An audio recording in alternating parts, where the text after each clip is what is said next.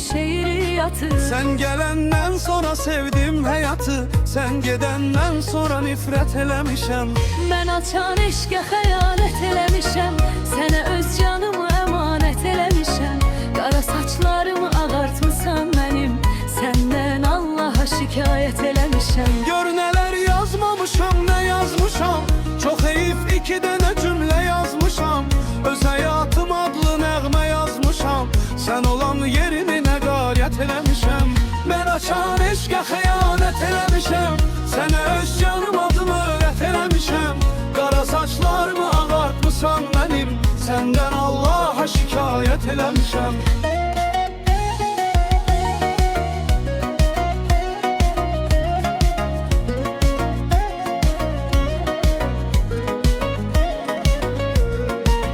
Düşüb bu çöllərə azan mənəm, bu yol qavdan sən uduzan mənəm.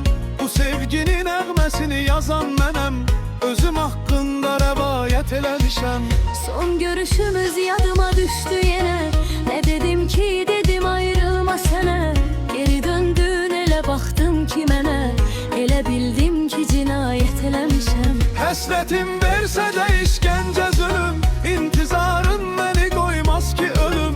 Olduğum yerdə dayan gəlmə gülüm, daha sənsizliyə adət eləmişəm. Belə dildin ki cinayət eləmişəm. Gələcəksən deyə qapıya qaçmışam, sevinib sanki göylərə uçmuşam. Yandırıb şamları süfrə açmışam, amma tək başına ziyafət eləmişəm.